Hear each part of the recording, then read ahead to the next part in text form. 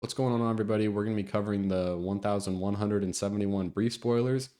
This chapter looks like a setup chapter, but it's got some pretty good spoilers so far, so let's get straight into this. I don't know how much of this is correct. They're calling out that this is 90% correct, but I think that the brief summary we're about to get to in a bit is pretty accurate, but I think these beginning statements are 90% correct.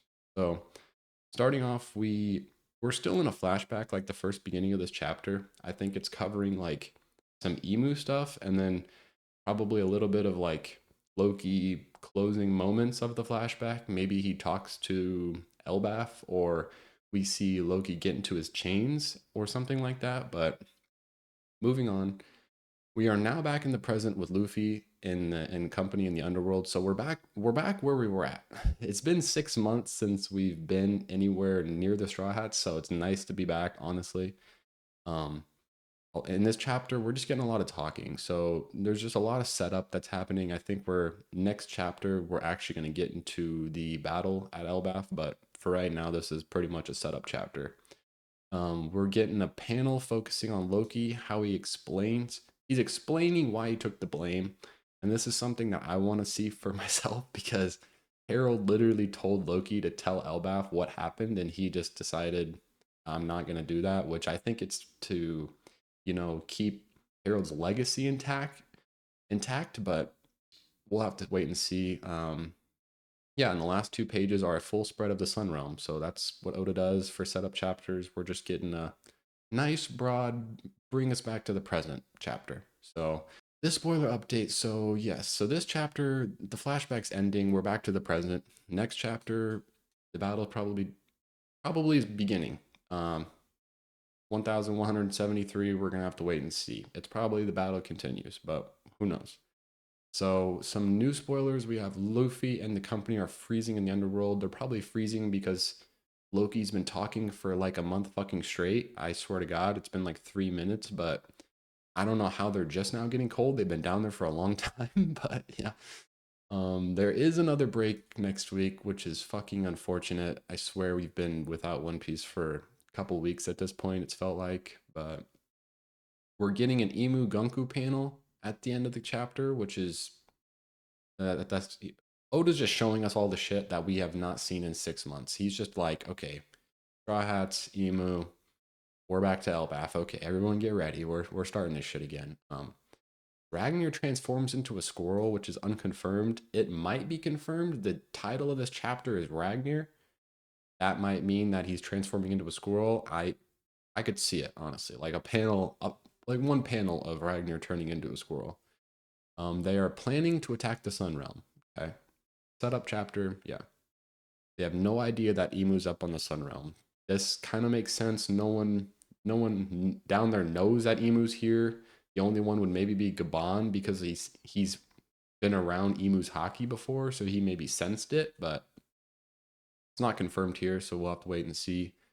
Loki is freed and joins the gang. I'm it's about time that that Loki's free. Yeah, I hope we get to see him fight.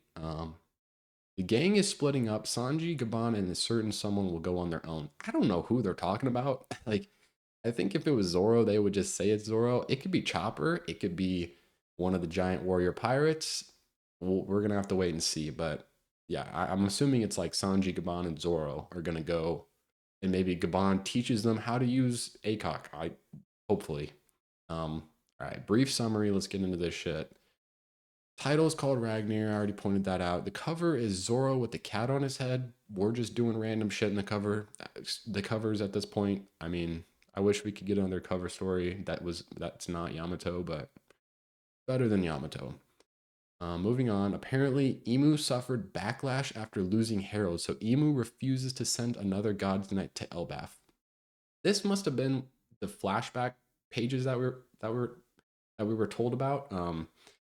Emu suffers backlash. I'm assuming that's because of his own powers. Like Harold was defeated, so then Emu, felt some effects from that. Like Emu might have felt part of the attack that Loki did, which would be kind of cool. So that would have meant that when Garp and Roger beat Zebek, that Emu might have felt that. But we're gonna have to wait and see. I'm assuming I'm assuming it's from Emu's own powers. Like Emu's not getting backlash from the Gorosei that Harold lost, you know.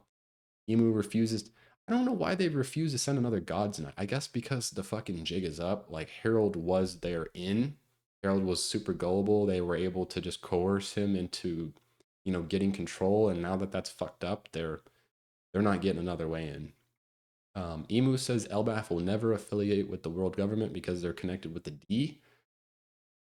It took them 800 years to, you know, say, okay, I guess we're not fucking getting this shit. I don't understand how they're connected with the D. The only motherfucker with a D in their name is Saul, and that he's from the South Blue.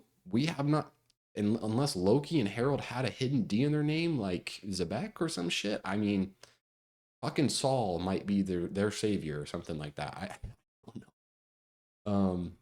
Back to the present, Harden apologizes to Loki and frees him. So this is how Loki gets free. It's Harden that's freeing him. I like that. You know, Harden is saying, you know what, Loki, I forgive you. Basically, you're not a bad guy. I understand now, which is cool. Suddenly, a Draugr skeleton monster falls in the underworld. I'm assuming this is Killingham's skeletons. We saw these guys attacking the giants in a previous chapter. It's been so fucking long at this point. I don't even remember. But yeah, he had these big ass skeletons. I'm guessing one of them falls due to being attacked. And yeah, Loki claims he can fly, so he tells the others to go on while he handles the monster. Luffy stays to watch him fight. So Loki can fly. I'm guessing that's because he could. If he has the Nidhogg fruit, then he has wings. He can fucking fly. I'm assuming that's how he's flying. Otherwise, he's like swinging his hammer and fucking flies with the hammer or some shit. And Luffy's just staying to watch. Bro, Luffy is us. Why we want to watch this motherfucker fight? Why can't we watch him fight? Fucking Oda's just blue balling us like to the max. Moving on, Loki finishes him with Nilfhelm attack using Ragnir that freezes the monster. Luffy is amazed with Loki's power. Now Loki has frost powers. I don't know what. I'm assuming that the frost powers are coming from the squirrel. I'm assuming Ragnir has these frost powers. We haven't seen Loki use frost powers yet. And I'm assuming that the lightning powers are coming from his Nidhogg fruit or whatever fruit he has, and maybe these freezing powers are coming from the hammer. I don't really know because I mean they're pointing out that he's attacking using Ragnir. I mean we saw him use lightning powers when attacking with Ragnir, but we're just gonna have to wait and see. We're probably not seeing him fight this monster at all. We're probably only seeing his final attack, which he'll be in his base form. So I don't really know. We're gonna have to wait and see. But there's a break next week, unfortunately. Yeah, I don't know. Seems like a setup chapter, but it looks like it might be pretty good. Hope you guys are enjoying the content. I'm really hoping to get some new videos out, other types of content instead of just spoilers and reviews. Work has just been kicking my ass lately, so hoping to get into this shit. So yeah, thanks for watching. See ya.